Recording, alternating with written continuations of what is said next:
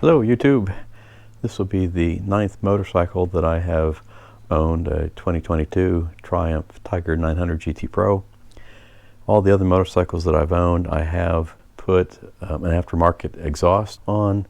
The Tiger 900 is the first motorcycle that I have felt like it really didn't need it, but I still just enjoyed a little bit more bite from the exhaust. So I have purchased the Scorpion slip-on exhaust.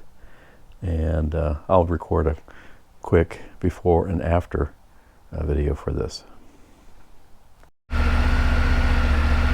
of course this is the factory exhaust sound coming from the bike.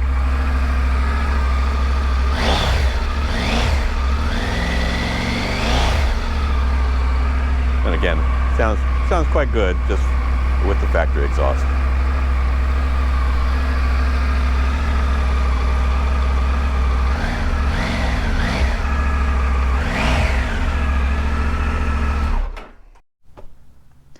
To remove the original exhaust, I just needed a 12mm socket with a 12mm wrench.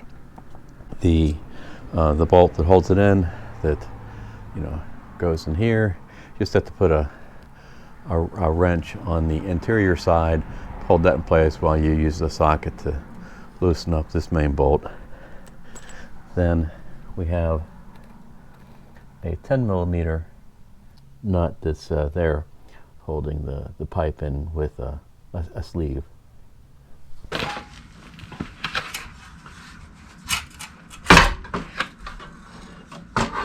That's a pretty easy slip off. This has definitely got some more weight to it than the new replacement, so this is definitely going to shed a couple pounds from the weight.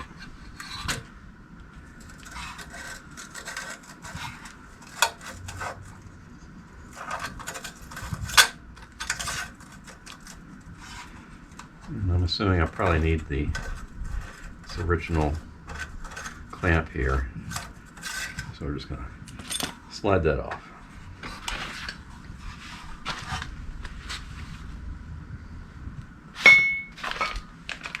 No, correction, we do have a new clamp.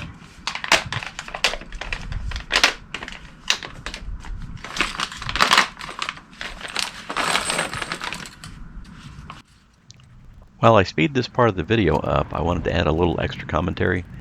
The exhaust comes with two spacers that are 5mm thick that you'll lay on top at the two holes. The black bracket will then get secured with a pair of M8 25mm bolts and washers. The instructions did not give a torque rating, so I tightened to what I thought was appropriate, but I'll add that it seemed possible to over-tighten to the point of stripping the internal threads. The biggest challenge with this quick install is getting the connecting pipe oriented correctly. You'll see in a moment that I ended up using some large pliers to rotate the connecting pipe into the correct alignment.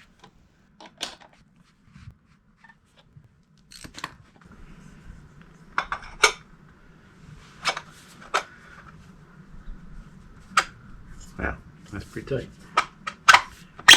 There we go.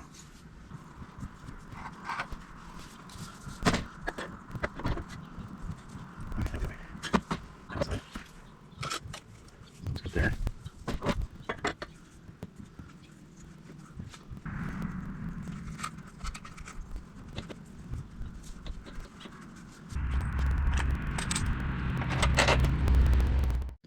So I wanted to add that I did find it easiest to just loosely put this bolt in place. I've loosely got the connecting pipe not yet tightened down, and then using a wrench like this to grab on, and then to just easily turn the pipe until it was in a good alignment, and also to where the springs would be able to attach. That seemed to work out quite well. That had to be the easiest exhaust install I've ever done on the 9 motorcycles that I've owned. One thing I'll make a note of is that the the nut on the interior, it was a 13 millimeter instead of 12. And then of course you have a Allen wrench needed to tighten from the other side. It was pretty easy to use, just some needle nose pliers to get the two springs installed, and all done. So we'll fire it up.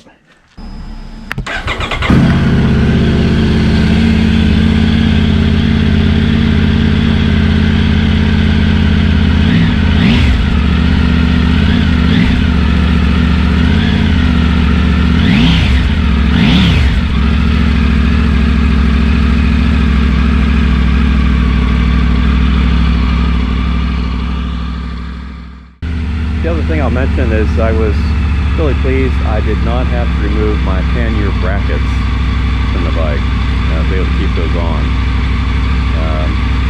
And I've listened to a lot of exhaust videos on YouTube, and there's always a difference in person versus what you can get from a video, but now I'm quite pleased with the exhaust tone from this now.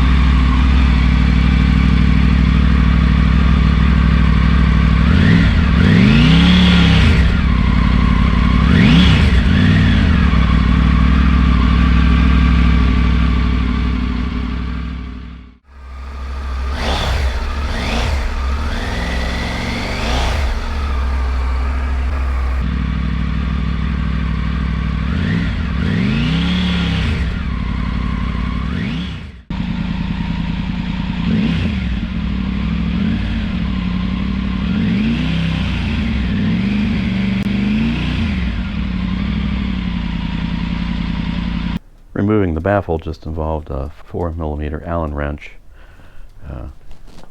single bolt hole there at the end of the exhaust, a pair of needle nose pliers, pulls it right out.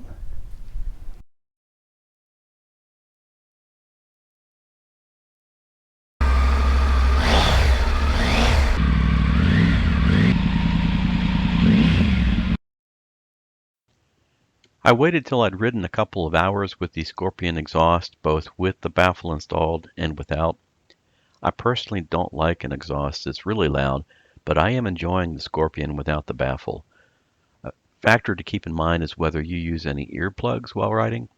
I wear earplugs to cut out the wind noise, so that also means my earplugs are reducing the decibel level of the exhaust. I also wanted to mention that it's best to let the ECU retune by following the 12-minute retune procedure, which is pretty simple.